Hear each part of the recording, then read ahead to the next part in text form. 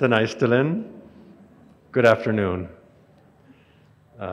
Excellency Ergoge, Minister of Women, Excellency Samareta, our State Minister of Finance, Excellency Meza, former Supreme Court Justice, my dear colleague, Excellencies, friends, in particular, our distinguished guest from Canada. A very warm welcome to everyone. Thank you so much for being here for this inaugural event on women in trade. We're delighted to have you here with us today. Today we celebrate the resilience, the innovation, and the impact of women in business, fostering collaboration between Canadian and Ethiopian entrepreneurs to drive inclusive and sustainable economic growth. March is a significant month for women's equality, dedicated to recognizing the social, economic, cultural, and political achievements of women and girls worldwide. It is also a time to honor the collective strength, leadership, and influence of women who have dedicated their lives to education, to mentorship, and to business, and who help shape the minds and futures of generations to come. Canada is deeply committed to advancing gender equality and women's economic empowerment, not just as a matter of social justice, but also as a critical driver of economic development. Through policies like Canada's Feminist International Assistance Policy and concrete initiatives around the world, Canada supports women's access to trade, finance, and to leadership. Here in Ethiopia, we have a number of significant cooperation projects that are helping to improve the business environment for women, that are helping to support access to finance for women entrepreneurs, and are also supporting the bodily autonomy and empowerment of adolescents and young women so that they have a greater chance to help drive economic development in their families and in their communities. More is still needed, and by working together, we can create an enabling environment here in Ethiopia where women entrepreneurs are empowered to scale their business, to access global markets, and to shape the future of trade, when more women have the confidence to pursue their business plans and their dreams. When women succeed in trade, entire communities and economies prosper. And in a world in turmoil where our traditional models of cooperation are under threat, this kind of economic empowerment is more important than ever. Through initiatives like today's dialogue, we aim to strengthen partnerships, support the exchange of valuable knowledge, and create opportunities for women-led businesses to thrive on a local, national, regional, and even global scale. Finally, I want to thank all our participants for being with us today, but also in advance, who will take the opportunity today to raise your hand and to share your own experience and foster new relationships. The collective leadership and commitment in this room should serve as an inspiration for all of us, paving the way for more mentoring, for more networking, for more capacity building, and ultimately for economic empowerment and inclusive development for all. As we engage in today's discussion, I encourage you to connect, to think big, and to explore new possibilities that will shape the future of women in trade here in Ethiopia and, of course, with Canada. Once again, welcome, and I wish you all a productive and enriching session. Thank you. Amasaganala. Thank you very much, Your Excellency, Ambassador, for your insightful remarks. Now I call upon His Excellency Ambassador Ben Mark-Dendere to share his thoughts and timely speech. Let's welcome him.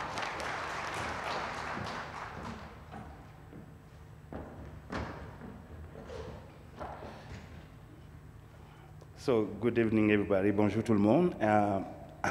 I've called. I'm sick right now, but I couldn't be anywhere else than here today. This thing means a lot for me. And as Ambassador Tabah said, we are the E for she. So it's part of our collective and presence here in Addis Ababa. It's an honor, Excellencies. And I can say how much I'm very proud to have you guys here. I mean, it's very important for us. And I can see my dear friend Niges. We're talking about trade and the platform and create a space for women on this country. And my dear friend, Ambassador of Portugal, is here. And I did talk about this yesterday only. And she said, I'm going to be here. And I know it's very important for you. And I'm glad she's here because, as you know, Angola is a new chairperson for African Union. And the Lusophone countries are part of our collective place here. And as we said in Canada, everybody has to be on the table. And if we have the Lusophone, the Francophone, and the Ethiopian, everybody on the table for this subject is very important. And your country has been very front for this. So I won't be long. I want to thank the team who organized the whole thing. I want to thank His Excellency Dominique Anglade, who came here. And she's going to do it very great, I'm pretty sure. And I can't wait to have a discussion with all of everybody here. So I'm sorry for my voice and everything, but let's continue to uplift and support one another. That's the main thing we have to do. And because when women thrive, economy flourishes and societies prospers. I thank you everybody for being here. Thank you. Hi guys, how are you guys doing? I hope you guys are having a very nice Saturday, and we're back with a fresh content for you guys to enjoy.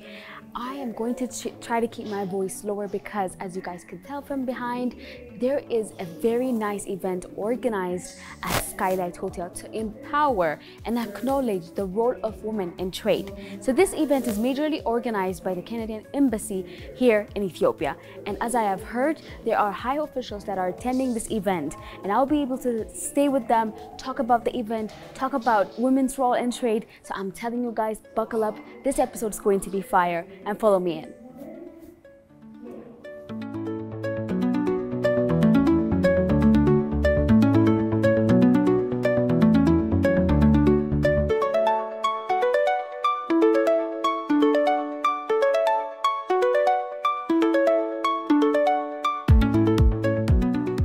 Now it's my great honor to invite Her Excellency Dr. Ergoge Tesfaye, Minister of Women and Social Affairs, to share a few words and officially open this important event.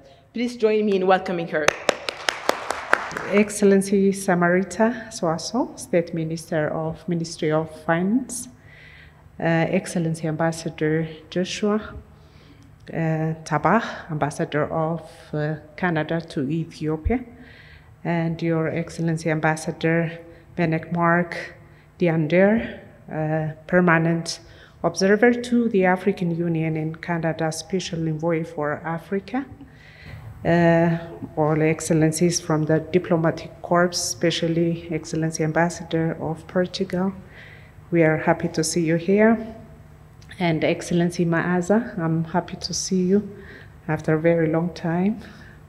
And all distinguished guests, dear sisters, entrepreneur sisters, and especially a great entrepreneur, academician from Canada, Dominique. I'm very much happy to see you here.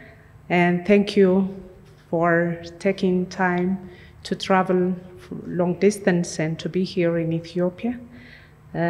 All protocols observed, ladies and gentlemen.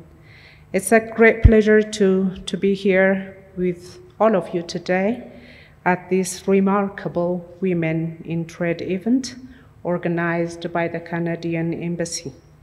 I really would love to extend my heartfelt thanks and appreciation to the Canada Embassy here in Ethiopia and partners from Canada for their continued commitment to empowering women entrepreneurs and to strengthening economic ties between our two nations. So please, a round of applause for the Canadian Embassy. Today, we celebrate resilience, not only Women's International Day, but also resilience, innovation, and determination of African women in trade.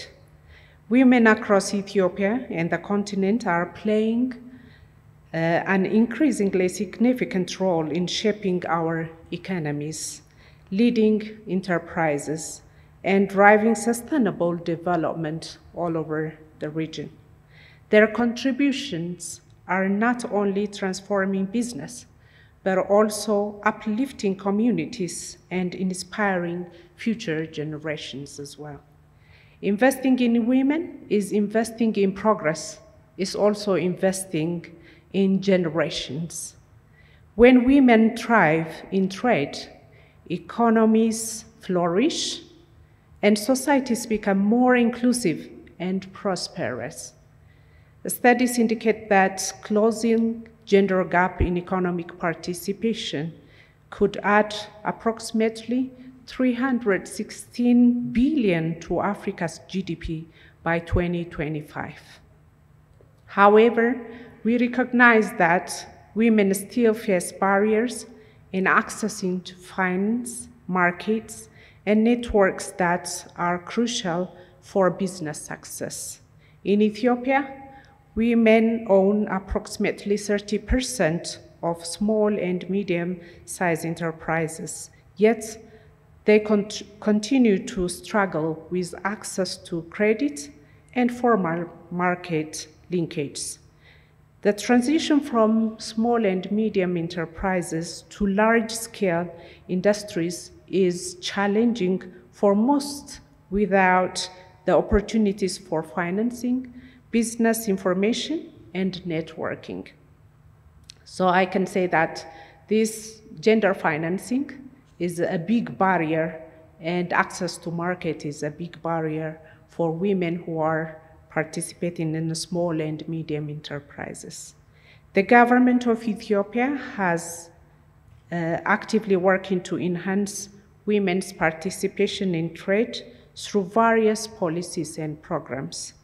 The 10 years development plan envisages expanding women's empowerment opportunities, including through facilitating access to financing, especially for women who are living in a rural area and women entrepreneurs at all.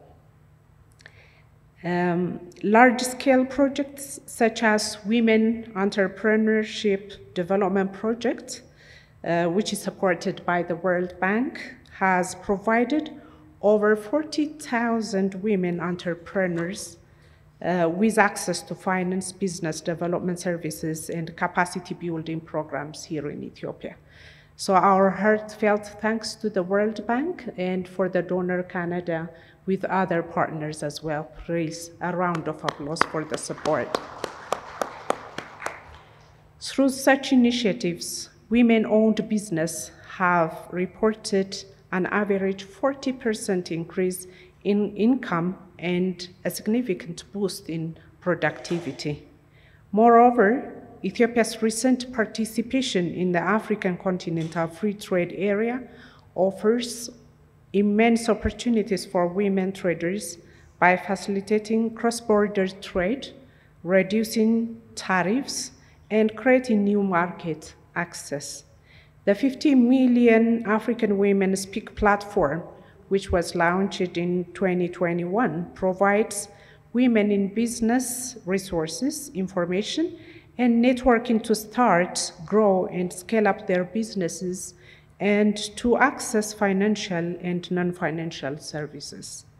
However, to maximize these efforts or benefits, concerted efforts are required to address the unique challenges women face, such as limited financial literacy, bureaucratic trade barriers, and constraints in supply chain integration. Excellencies, ladies and gentlemen, to truly empower women in trade, we must focus on particular solutions that addresses their challenges, because men entrepreneurs, the challenge that have been faced by male entrepreneurs is totally different from the challenge that women entrepreneurs are facing. So there has to be a tailored type of intervention to support them. Providing targeted financial instruments, such as low-interest loans and grants tailored to women entrepreneurs, can significantly boost their business operations. Capacity building initiatives, including training programs on digital trade, financial literacy, and market expansion strategies should be scaled up. Additionally, fostering an inclusive trade environment requires policy reforms that eliminate gender-based biases, and bureaucratic obstacles that disproportionately affect women-led businesses. Ladies and gentlemen, a key driver of success in women's trade is a strong networking and collaboration. A strengthening connection between Ethiopian and Canadian women traders or entrepreneurs can open up a new market, facilitate also knowledge and experience sharing and exchange, and create valuable mentorship opportunities. Cross-border partnership can drive innovative, improve market access, and create a dynamic ecosystem where women-led enterprises flourish. By leveraging such a kind of platforms or such a trade mission, business forums, and a digital marketplace, we can cultivate a robust network that uplifts women entrepreneurs, especially who are in the small and medium-sized enterprises. And it also enhances global trade partnership. As we gather here today, let us reaffirm our commitment to creating an enabling environment where women-led businesses can grow, compete, and have access to global markets. March is a month dedicated to celebrating the achievements of women, so we are here in March to march together, and there is no better time to recognize the transformative power of women in trade than now. So it is the right time that we need to discuss on the policy frameworks and the interventions that could significantly benefit women in trade. I encourage each of you to engage, exchange ideas, and explore opportunities that will drive meaningful change for women entrepreneurs in Ethiopia, in Canada, and beyond. I would like to extend once again my heartfelt thanks to the Canadian speaker who is here, our sister Dominique, and those who could not just make traveling to Ethiopia, but I hope they are going to address their messages through video. And I also would love to appreciate the Ethiopian speakers who are going to present their experiences and for their valuable contribution in making this event a successful one. Please, a round of applause for our speakers as well. And I'm sure that your insights and experiences are going to be instrumental in shaping a more inclusive and prosperous trade landscape for women in Canada, in Ethiopia, and around the globe. And once again, I thank the Canadian Embassy and the Canada Embassy and the Trade Commissioner Service and Your Excellency Ambassador for really facilitating this platform and organizing this event for, to make it a platform to exchange our experiences and networking as well. And I look forward to the insightful discussion ahead and last impacting this gathering will create. And with this, I declare the event is officially opened. Thank you. Merci beaucoup. Let me ask Your Excellencies to have a group picture alone, and then the rest of the group will join. And then our team will show where the photo booth would be. Thank you very much.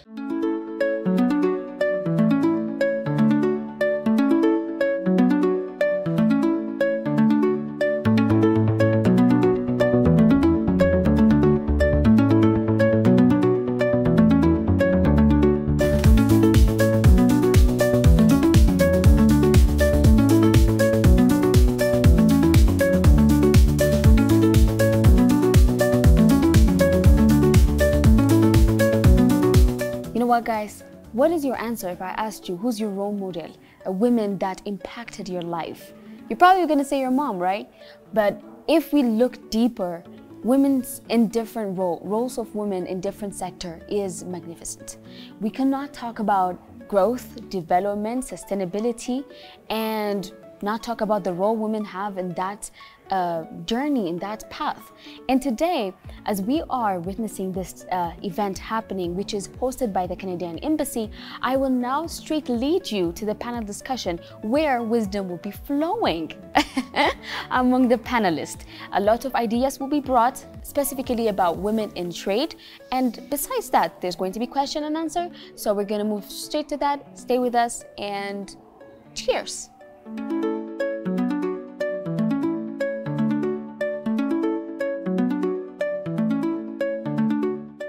First, I think it will be very good to present myself a bit. I'm a woman entrepreneur. My business, essentially, it's a funds platform. We are an investor in climate tech. And if I share a bit of my story with you, when I started in business more than 20 years ago, my principal obsession was how I can build a business to fight climate change. At this time, it was not a real topic. Today, all of you based in Africa and us in North America, we know it's a real topic for us and our children. One of my other obsessions was how I can act as a business leverage for others entrepreneurs who share this mission. I became fund manager for climate tech entrepreneurs who wants to provide new technology in the worldwide market. What is the masterpiece for the success?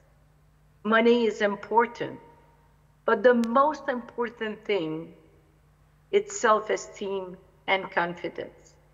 And in my opinion, self-esteem is really different than ego. As you know already, ego will kill your network, self-esteem will bring in your venture the best allies. I rapidly realized in my young career, my future is already surrounding me. I come from a very small town at 10 hours from the capital. My father cannot write and read, but I build my network on this premise. You never know who will be your ally, and the key element is to make yourself always open to others and ready to receive what they think about your project. Sometimes it's positive, sometimes it's negative, but never make this mistake to underestimate others because they can be very precious in your venture. At the beginning of your venture, especially for international trade, if your intention is to be in international trade, my advice will be start with government. Receive the support from your local government and foreign government and their delegations because they are instrumental to understand other countries, the rules, including use and custom. And it was very key for me. I had a chance to work in Europe, in China, and in US. And always, my governments and other governments were very supportive. I'm from Canada. I arrived yesterday for the first time in Addis. And this morning when I was having breakfast, somebody came up to me and said, I think I recognize you. You are this famous Ethiopian designer. And unfortunately, I had to say no, but I felt right at home, so I looked like some Ethiopian designer. I have to find out who that is. I'm from Canada, a country that is very, very large. We checked yesterday, and it's 7,560 kilometers wide.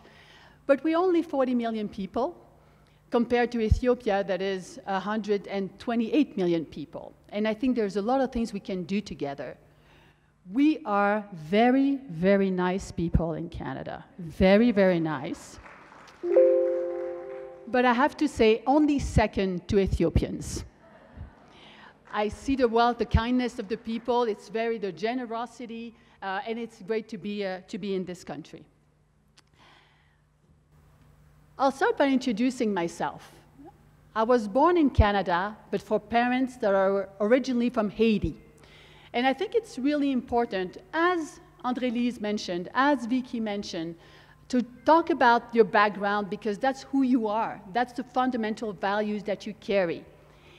My father, the reason why I was born in Canada is because my father was a political prisoner in Haiti under the dictatorship of Duvalier.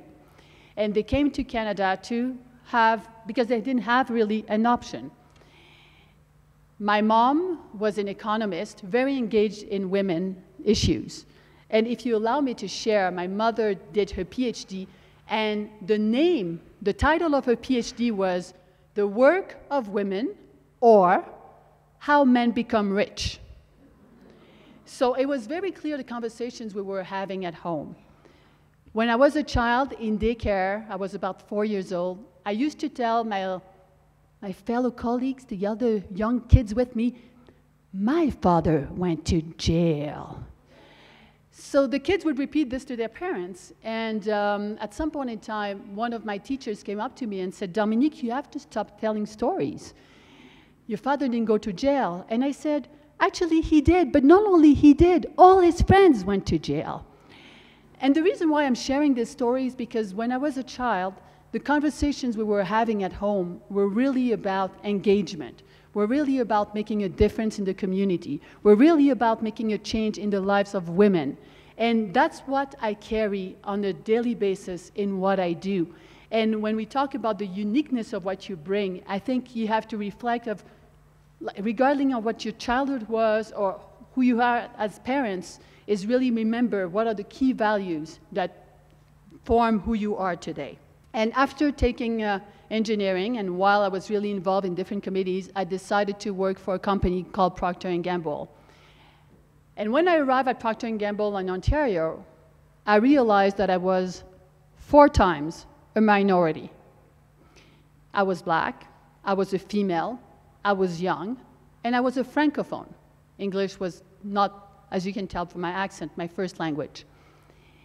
And being 4 times a minority, and being introduced to the team you're going to lead, that is different, that all the people that I was going to lead were men that were over 40. At the time, it seemed really old. And I realized I'm never going to be able to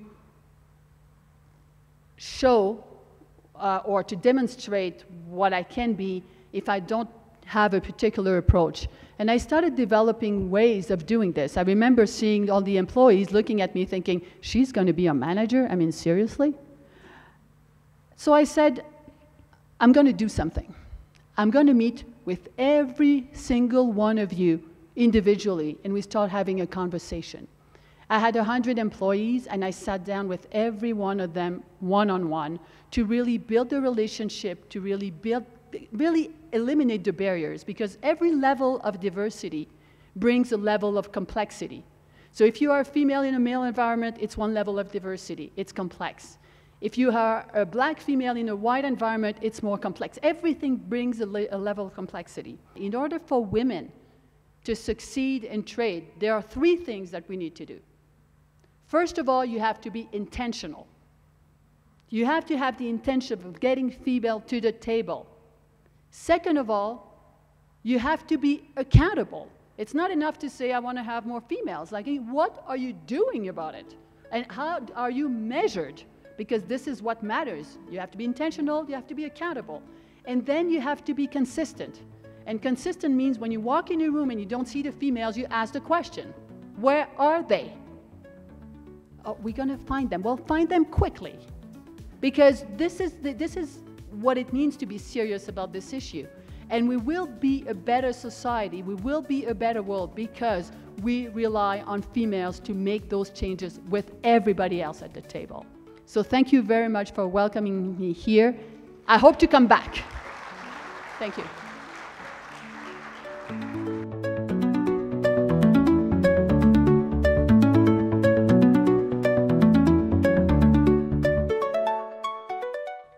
I'm not a woman in trade, but I'm here to share my experience about my charity and the social enterprise I built to sustain my own charity. My lifelong dream was to empower rural women in Ethiopia. I survived because I was in Addis Ababa and my parents had means to take me to one of the main hospitals in town. But so many rural women at that time and still today die while delivering a baby because they couldn't go to a hospital. So that is the reason why I wanted to establish something for rural. Finally, I decided to establish a midwifery college for rural girls because I knew as health professional the importance of midwives at the rural level. But also I knew about the shortage of midwives in this country. And I can tell you, that was not very easy, as you can all know about it. I had to struggle with so many things to get to this level. What does the college do? The college brings disadvantaged rural girls from hard-to-reach areas from all over Ethiopia, Afar, Somali, Konso, Kambata, Tigray, Oromia, Wagmira, Amhara, and it trains them for 4 years as boarding students in midwifery and send them back to their respective communities with a Bachelor of Science degree. The college has graduated 4 batches of students and is currently training 100 to 120 students regularly. All students go back to their respective communities because we sign an agreement with the Regional Health Bureau before they come to guarantee employment opportunities for them on their return. Our students don't only receive midwifery education, they also receive leadership, entrepreneurship, confidence building, gender empowerment courses for them to become change agents and leaders for women in their respective communities. I asked myself, what kind of business should I establish to sustain my charity? Immediately, what came to my mind was to have a maternal and child health clinic in the ground floor of the building. The MCH Center was functional for 2 years, but did not make any profit. I needed more funds to be injected into it. Then I have to be flexible and change strategy. I decided to rent the MCH Center with its equipment to real business people who have funds, who work for profit, and know the market better. Now, the businesses brings regular income to the college, which is saved for rainy days. Of course, it is not completely financially sustainable, but the goal is to have this at a long run. What did we learn from this? First of all, when we establish a social enterprise, we should know how to choose the business model which aligns with your mission, but also a business which brings money very quickly, a business which doesn't need a lot of investment in it. But what I chose as MCH Center was something really heavy. It needed a lot of investment, it needed a lot of money to inject in, so I was wrong. So I learned this about it. In conclusion, I would like to advocate for social enterprise because it is the right choice to make charities financially sustainable. And donors, instead of continuously giving money to the charities or humanitarian organizations in this time of scarce funding, should invest in social enterprises to make charities sustainable. Governments should also support social enterprises and make some tax rebates, as I said before, to social enterprises for them to have some profit to take back to social causes. Thank you very much.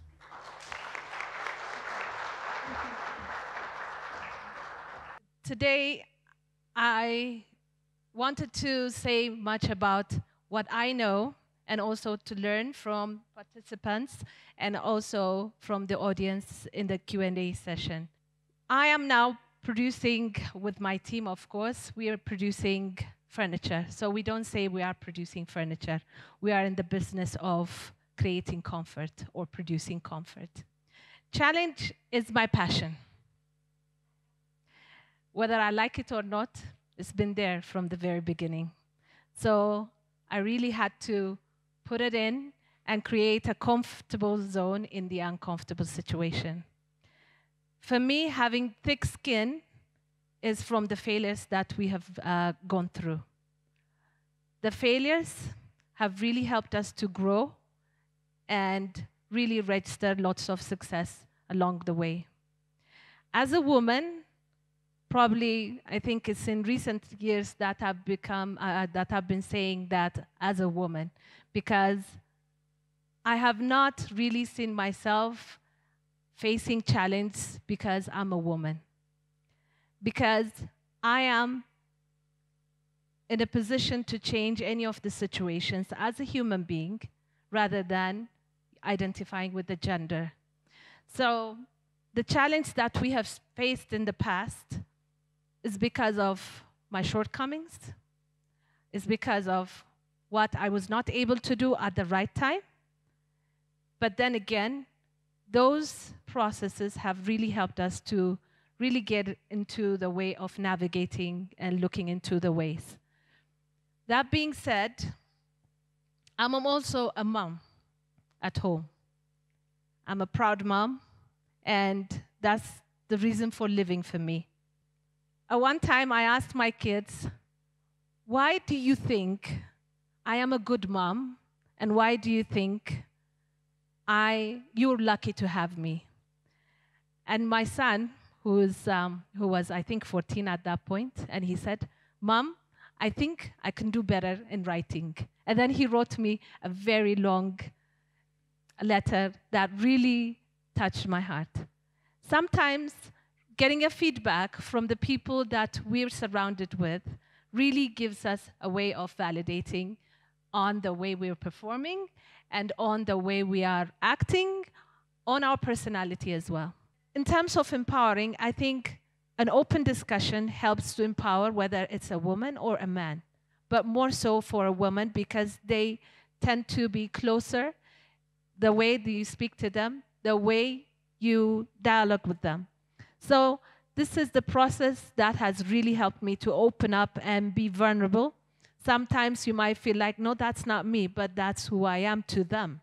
So perception from the direction that you're posing really tells you the way people reflect on the way.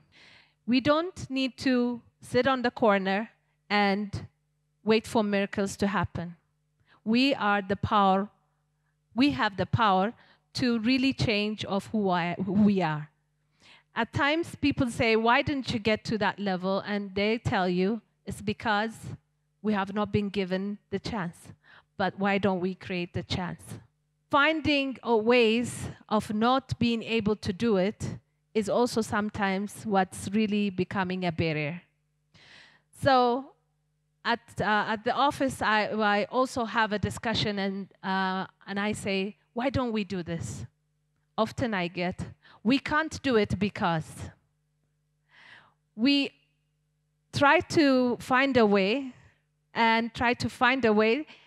to have them come with solution when they come with problems. So that was the way of navigating the whole process for us. Challenge has become the pillar to our success. A few years ago, we were asked to pay a tax value which was really, really high, in 82 million, and then it was really devastating for us at that point, because since it's a manufacturing company, you put all your cash on your raw materials, and it was really challenging. But for me, at that point, I really had to put myself in a calm situation and then try to see how we can do it as a team. But then we found a loophole in the law itself. The law itself became our lawyer. So how we navigated that process was, we were asked to pay that kind of amount for a loan that we have taken previous to the regulation existing. So what we saw is, how we navigated is, like, we tried to find a way why we are being asked when the law, when we were performing that process, was not even a regulation at that point. So I'm not sure many of you here or some of you here will be lawyers, but then the law doesn't go in retrospect to the backside. So we said, like, there was a loophole in the regulation. We found that, so we decided to really take the government to court. We did it. But then again, sometimes a pure dialogue helps in changing what is really surfaced as a point. Long story short, maybe if you have questions you can ask then, but then the law was changed just because we decided to really push forward and ask that the law was wrong in the first place. We were asked, why don't you pay? The others paid that way. You should have done it that way. But then again, at the end of the day, that challenge became a learning process for us, and then not just a learning process for us, a learning process in changing the regulation. Thank you so much.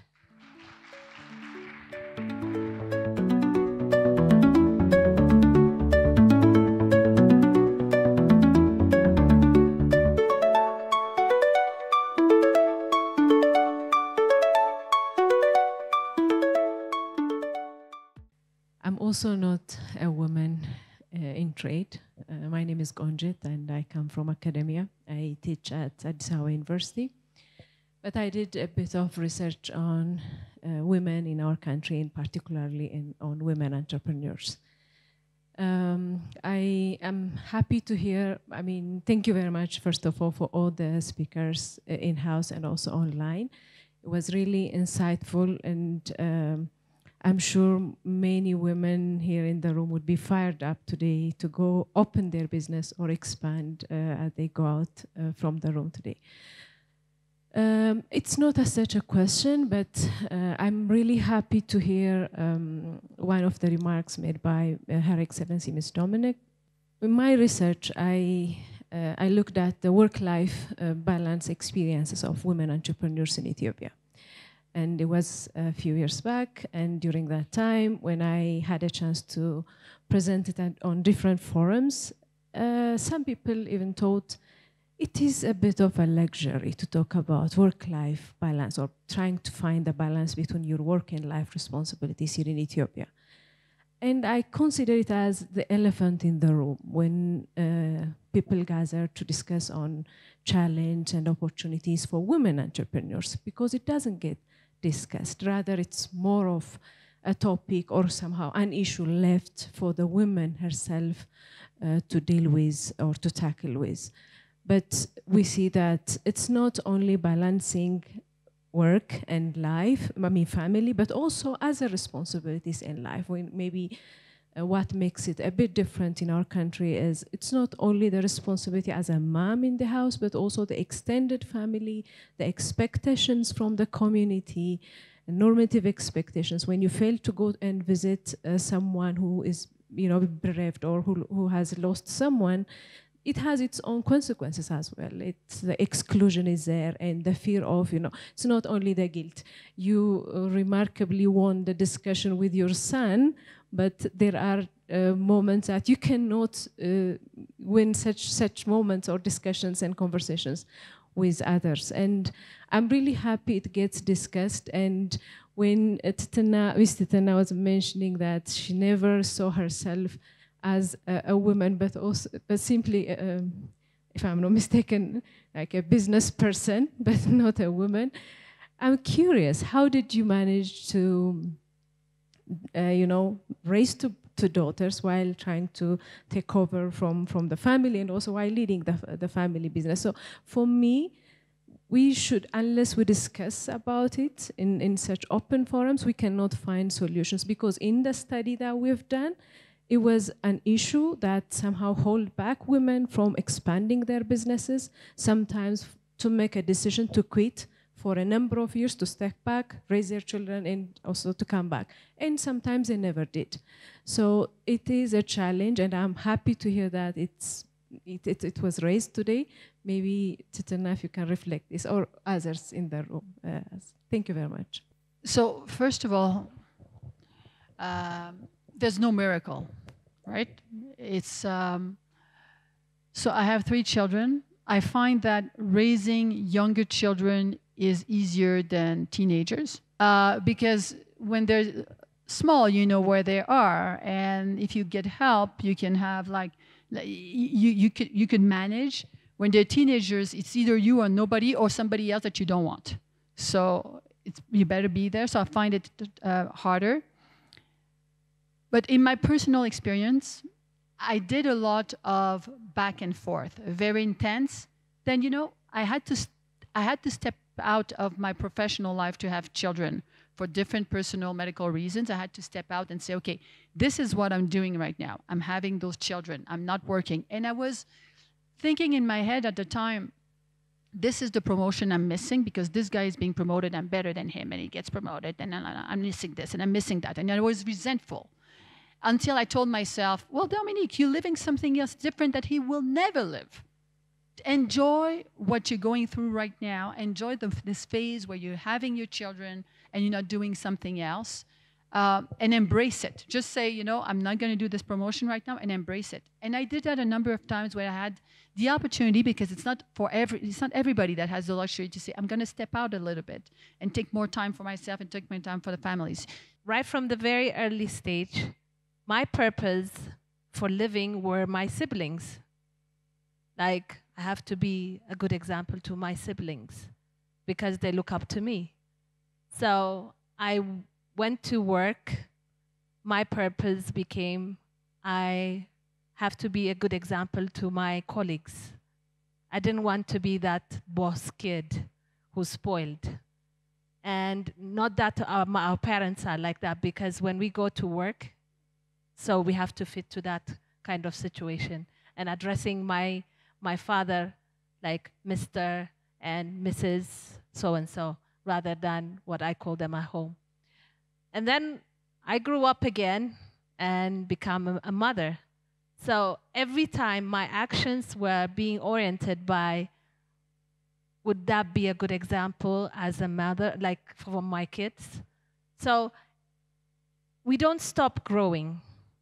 Once they go to the college, there will be another purpose for us to live. So that's why, like, when I was a kid, I used to change the car wheel, and I would just be given like the tools and do it yourself kind of things. So I've seen my capacity in that extent, and that's why I just said that I see myself as a business person and having the integrity and the purpose. So when something unethical comes into my head and I said, what would my kids think of me? Would they be proud of me? So you'll have different purpose at every stage. I am now age X, so in the future, I'm going to grow as well, so I'll have a different purpose. So I think that's the kind of process. We don't stop growing. My name is Fabian Johannes. I run an architecture and engineering company, among other businesses. It has been a very inspiring, and it makes me so happy to see such successful women in business, managing, family. I am a single mom as well, and I remember when I raised my daughter, she's 24. Do not think about my age. No, I'm okay with it, actually. I'm 48 years old, by the way. When I raised her in the US, I used to be a very dynamic young person growing up in Ethiopia. Went to the French school here, donc Dominique, je parle un petit peu de français. I was a very dynamic young girl, went to the States, became the most non-dynamic human being after being a single mom. So for the, I would say for the first 9 years of my daughter's life, I thought that just being a single mom, it put the fear of God in me from taking, big, bold ideas. I was full of ideas. I was full of dynamism and energy, but that disappeared because I was in fear, actually. It's the fear of taking the risk because you have another person depending on you. So one day I woke up and realized that my little baby does not eat more than me. You know what I'm saying? Like one injera with two people, good enough. All that fear was in our head, actually. It was in my head. And from that morning, I remember very clearly, I was fearless. I did not care about failing because I know that it cannot be that bad, right? So that's how it started, my fearless entrepreneurial activity, which I had it at a young age too. The other thing is also, just to add on to the wonderful wisdom that you all shared, is for us to not be boxed in, by the way. And I love the fact that you called it reframing the narrative. So I'm an economist by education, and I'm running, very successfully I must say, a grade 1 architecture and engineering firm, which means that I did not want to put myself in a box because I really loved architecture. It was my passion, but I also loved entrepreneurship. And that was the path that educationally that I took. But then I went back to the stuff that I love to do. So let's not put ourselves in a box. That's the other thing. And the reason I'm successful at what I do is because I'm a really good manager, which means I'm good at managing my technical team to get the best out of them, right? So, creating an environment that brings out the best in people is the way to sort of lead. That's the point. Now, I'm coming to the question. Dominique, the fact that you went from the private sector to politics without putting yourself too much at jeopardy, because everything is digital right now, what were the negative elements in politics that kind of surprised you and sort of turned you off? Because obviously you were turned off by it, and that's why you're out of it, I'm thinking. And then secondly, Titana, great to see you. You mentioned, tax issues that you've had. We're having, with my client, major tax issues. We went through the process of fighting it. It's been 2 years going through that process, right? So huge tax bill that we did not think it was right. Is there an end to it? Because that's one thing that I want to understand, because it can go up to, I guess, Supreme Court, to whatever that's called again. Federal tax በላይ ያለው ማለት ነው እና so is there an end to that? And that's another example that I want to hear. And thank you so much. ለእርሶም በጣም ምስጋና ለማቅረብ ፈልጋለሁ. Thank you. Mr. mentioned she's the firstborn. So I'm not the firstborn, but I have younger siblings as well. So I kind of created, and also I have responsibilities, or maybe I created responsibilities maybe for myself to just take accountability and as well as responsibilities. So probably from all of you, does it get in the way, I mean, the difficulty of the accountability in your head, the responsibilities that you created, does it get in your head being an obstacle to be proud of yourself, maybe to see it in themselves or anything, you know, the accountabilities and the responsibilities that you created or you have in your family or in your household. So I just wanted to hear the other part of accountability at home. We have talked about the kids and the children, so I just wanted to hear the other aspects of life. My name is Samroit Merasa. I am production manager of the Tilo program, which is broadcasted on the STV. So currently I'm shifting to a family business. It stayed for 2 generations and has been for 14 years. Now developed into diamond store, now which stayed for 17 years. So now me transforming from being a manager of children's shows, which is really actually successful, hired a lot of employees there who are really good at their job. Now I have responsibility to come back to family because it's something that I like, because seeing my dad doing jewelry starting when I was a kid has always been inside me. So now coming to my family business, one thing that I always have in my mind is that it's been successful for a long time. So I have some fears or challenges, I can say, that comes from inside. Because what if I do something wrong, you know? So I want to ask to Titina, how was that transformation carrying on your family business? And how was your siblings? Because I'm the only woman, 4 boys, and I'm the last. So yeah, how was that transformation? Because there's a lot of expectations, because they know how I was, you know, actively working on the other business, on the other production. So the expectation and not to fail this big business that is standing well known in Ethiopia at the same time. So how did you, transition? When you become the manager, what are the things that you took step by step, the process? So thank you. I just want you to share your experience. Thank you.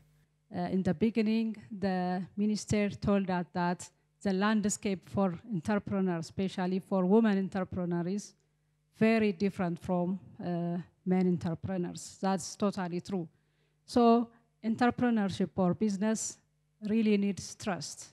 And in a society where there is stereotyping, believe in women, whether she's capable, whether she's pursuing or achieving a lot of issues. At the end of the day, believing in women is still immature. So here there are a lot of young entrepreneurs. Can you give an advice for the upcoming entrepreneurs, how you build a trust for the society where women are still incapable? They believe that women are incapable. So what's your advice for the upcoming entrepreneurs? Being trusted, being capable, and how they boost their self-esteem, self-confidence, and being treated equally with the men. Thank you so much. Thank you so much for the invite to this event. It's been really wonderful to hear from you all. I really admire your staying power, especially. My question is to Vicky. First, thank you for that financial resilience chart. I think when you're in business, because of the unpredictable nature of payment and everything, it's really important to spread out your financial portfolio.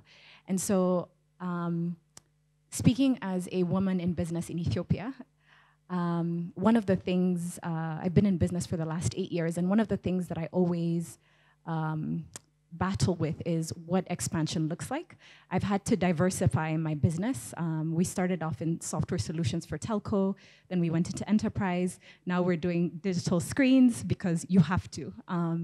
So can you maybe talk about what expansion was like for you, which is very impressive with how you built your company from criminology to where you are today? I run an art company that we are currently more focusing on home accessory, and my question would be for titina maybe, because running a business, I've been doing this for the past 5 years now, and I wanted to ask where,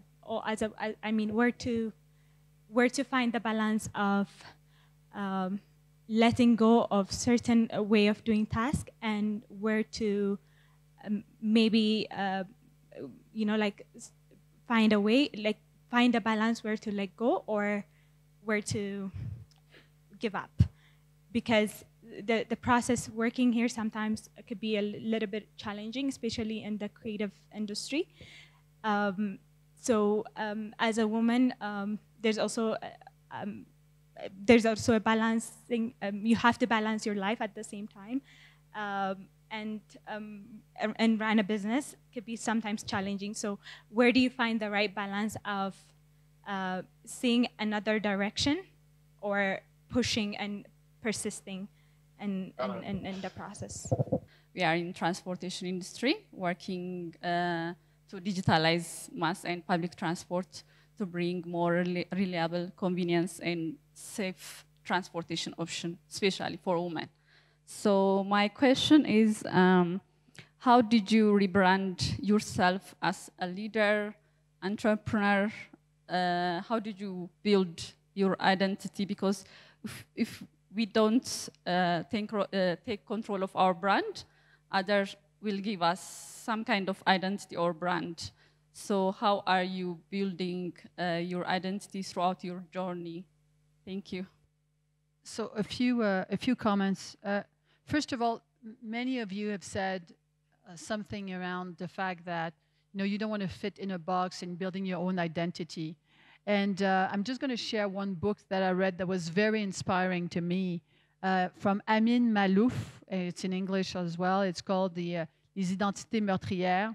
But in this book, as a woman that was born from Haitian descent, I was asked the question many times, are you more Canadian, more Haitian, more Quebecer? And I think you don't have to simplify who you are to make sure that people understand you better. Like, you are who you are, and you have to embrace those different identities that you have, and I think it's really important. And that book really helped me to say, you know what? If you don't understand my complexity, that's not my problem. It's really your problem. And at that point, it helped me manage my own identity. Questions about politics. First of all, ties back to the question around fearless. I'm a pretty fearless person, but when the toughest decision I made was to leave the private sector and to enter politics. And I remember thinking, I'm not going to do this, I'm not going to do this. And then I asked myself, why you're not going to do this? Because I was afraid. I was afraid of not being in control. I was afraid of being judged. I was afraid of comments. I was afraid of many, many different things. And then I asked myself, what if you were not, what if you're not afraid? Would you do it if you were not afraid? And the answer was yes, of course. If I was not afraid of all these things, I would totally do it. And that's when I decided to go ahead and do it, and I never regretted it. But it's something that is can be pretty daunting when you have to make that decision. Politics. Things that many things that you don't like in politics, but many things that you discover as well that are really great. Had I known at the beginning of my journey in politics, what goes around comes around. And it's not a game of like building friendships, anyway, not in Canada. It's a lot about alliances. You build alliance to make sure that some of the bills that you want to pass get passed. You build alliances with different people. And you have to be careful with the relationships, because it might bite you in the end. But it's the greatest way to have an impact. And the reason why people continue to enter politics or continue in politics is also because they feel that they have an impact. The reason why I left is not so much because I didn't like it anymore. I had lost in an election, and you have to decide whether you have it in you to do it 4 more years. And I didn't have that in me, because 7 years of politics, 3 children, 4 different roles. I mean, at some point in time, you get tired. And I think one of the things that women are really good at is recognizing that, okay, it might be time to go. It doesn't mean that you're never going to come back, but it might be time to go. And I've seen a lot of women in the international scene leaving their position because they're saying, you know, I don't have it in me anymore. And it's okay to recognize this. It's a great qualities, and I wish more men would have that quality. And how to navigate problems. I really have to calm myself before I try to look into the problem itself. And that's exactly what happened with the Ministry of Revenue. I was shocked to see the 8 figures, but then again, I can't change it at that point by panicking. So what we did is we just tried to see how was the process that we have gone through, and really to speak to people who've gone through the same routine and who would have more information on how we can be able to mitigate the process. We were so lucky. Ours took just 10 months. And then it was really a nerve-wracking process, though, because to tell you the truth, my stress level was so high because, like I said, I don't know if you've heard of this term, but the founder finds a company, the second generation builds it, and the third generation kills it. At that point, I felt like I'm going to kill the company. So it was a lot of stress for me, more than the figures. It was like, what's going to happen to the legacy of the company? So finding people to help you was the first thing, but discussing the issue thoroughly, and also not being able, not having fear to go into ministry offices and speak to people. And I've gone to many ministry offices, like the Ministry of Revenue. I don't know who they are, but then I found out, like in the process, I have met so many useful people in the whole process today. And Ministry of Justice, and I said, no, the decision was injustice because it's going backwards. And I have gone to the Ombudsman Commission or whatever, like Mbaki, and I said, my rights have been, you know, whatever. So I've gone to human rights, and I said, my right has been waived. And all the offices that I've gone to, I tried to get more information in the whole process, but it literally helped us to really say, take to the court or to the next level of the legal structure. But for us, we didn't go to the actual court. The tax appeal committee was the right one that made the decision, because by the time the decision came, the regulation changed.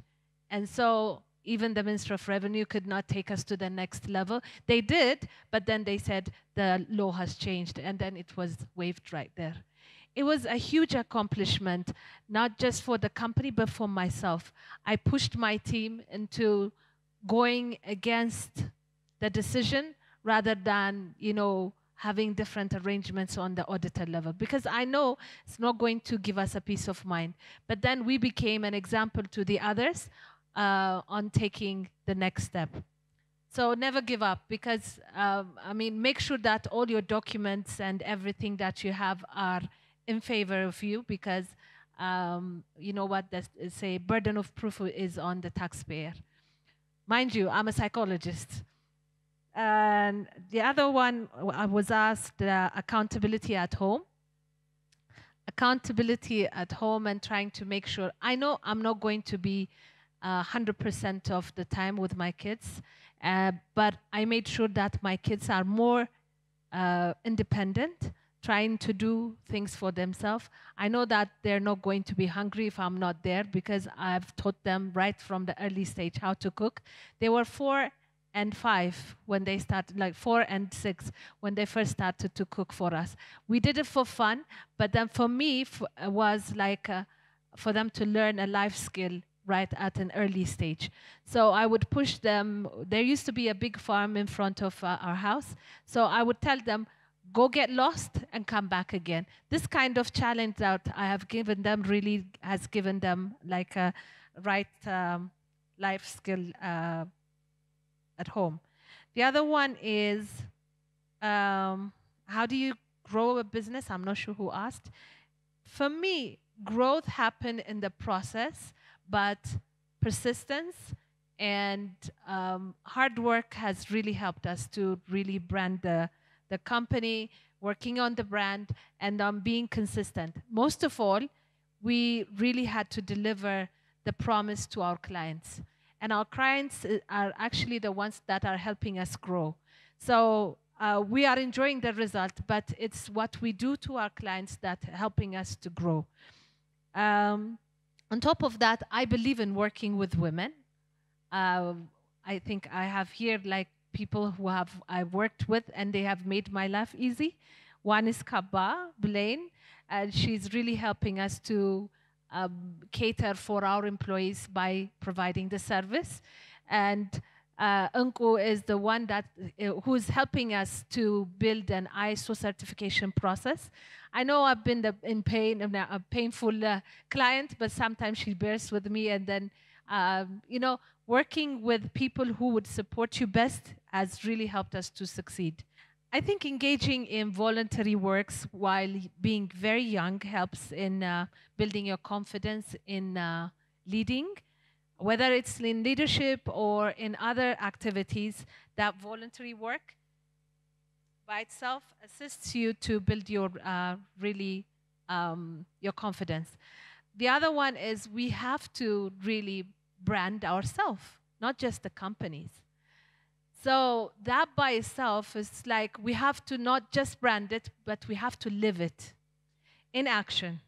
And not just that, but we have to promote ourselves.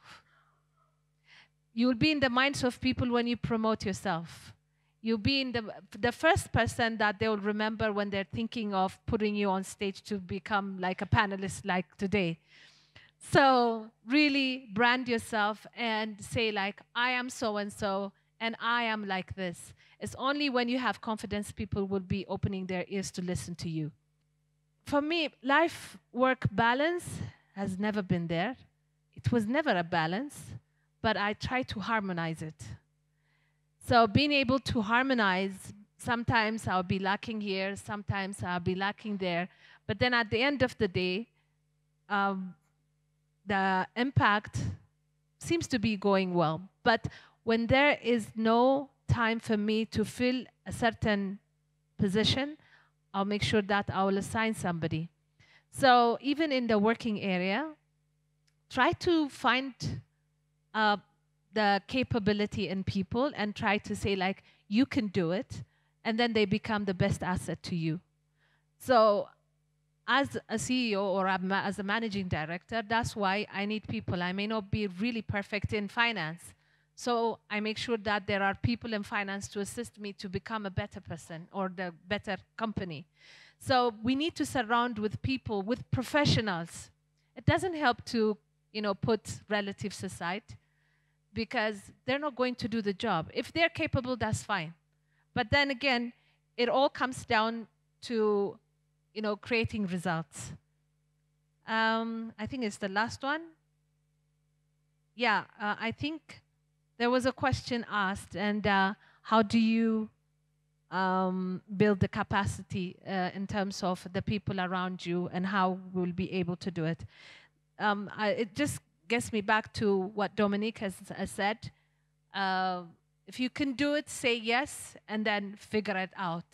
That's exactly what happened to us 3 years ago when Safaricom came. Safaricom came, they have no clue about Ethiopia, and they wanted to import lots of furniture, like simple 120 by 60, just normal desk. But they couldn't find any company to do it for them. So when they came to us, we tried to cope up with like occupational safety and health, even when nobody was looking, yeah? So when they came, the safety shoes on everybody was there, and they were like working in such operation. And they said, can you produce 350 tables in 2 weeks? And I said, yeah, sure, but we've never done it. And it was kind of a moment for me and my team, and I said, let me take you to our factory.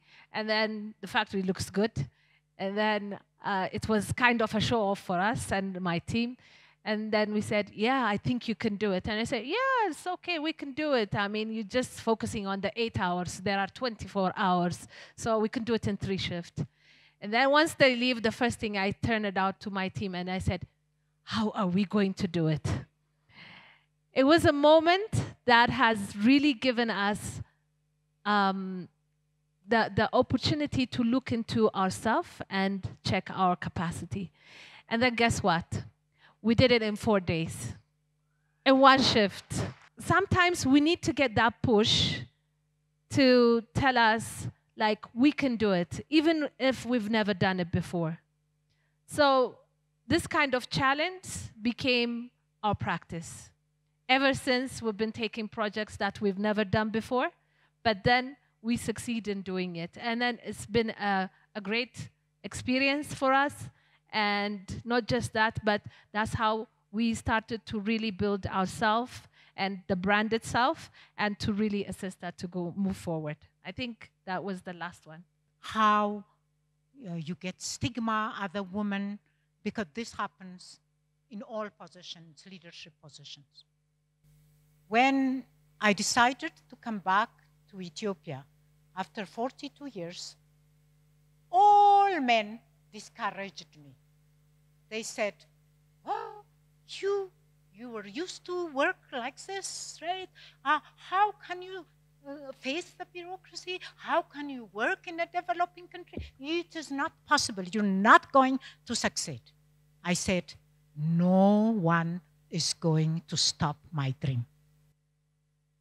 No one should stop your dream. And when I came, what I found was a big challenge.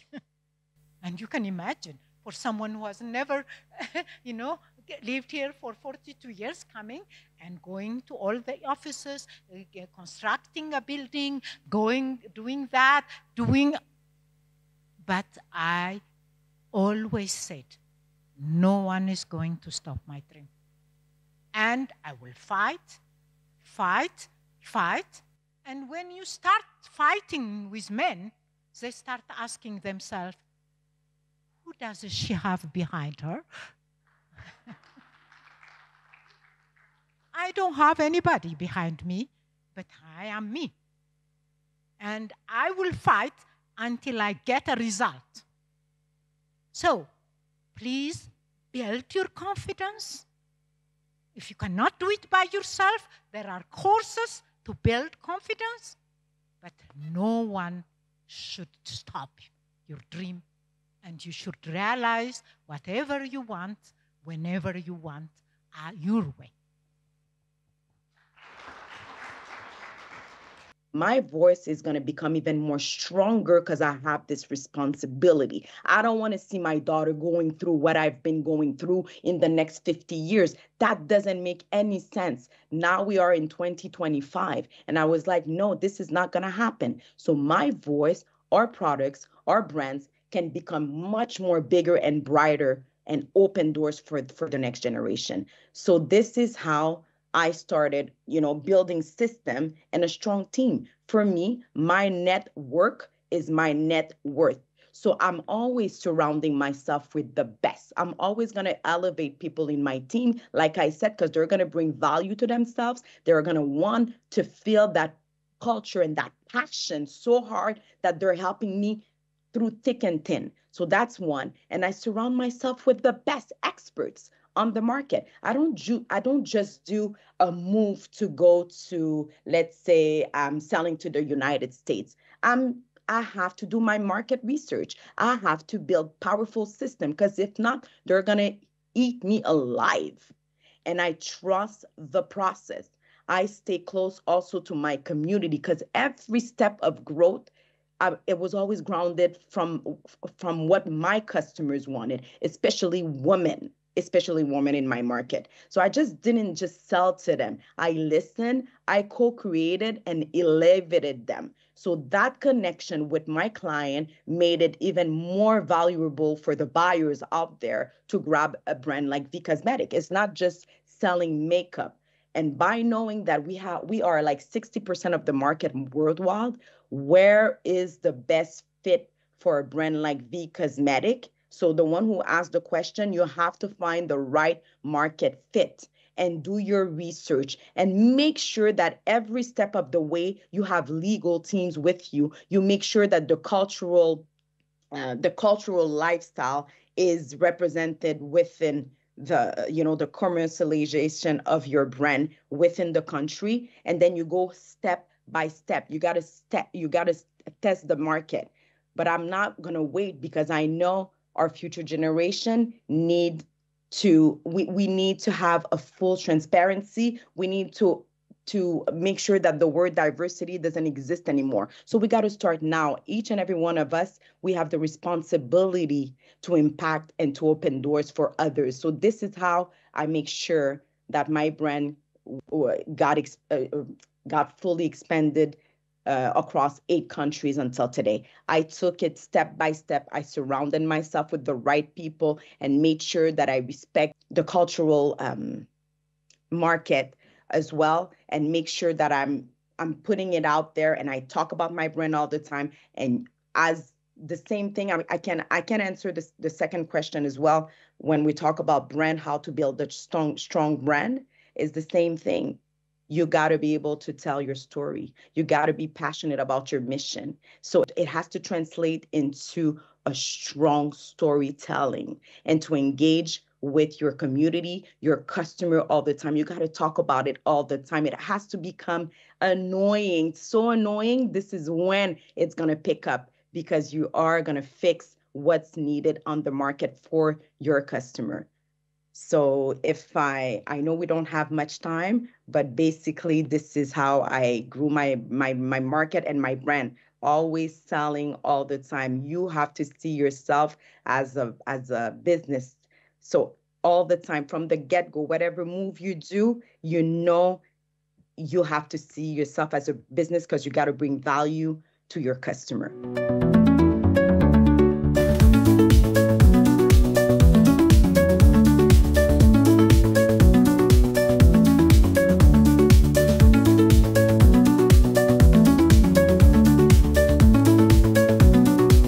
I personally feel so proud and grateful to be part of this event. And I have learned that when we talk about women's empowerment, not only in trade, but in every single sector that we can mention, we have to remember that empowering women is empowering the world. Empowering the things that their heart is into is helping the world to become a better place for us to live and raise our children. And this event is just something that shows that there's a lot of work to be done when it comes to empowering women. And finding such kind of stage where we can share about our experience, network, engage, and finally be able to explain ourselves and have that space we need to have when it comes to trade and other things, as I have mentioned. That is what we need right now. And it's not only in Addis Ababa, it's not only here in Ethiopia, but all across our continent and all across the globe. And I hope you guys got new insights at the panel discussion and overall the events that we were trying to deliver for you guys. Thank you so much for watching. Stay positive and we'll see you next week. Till then, goodbye.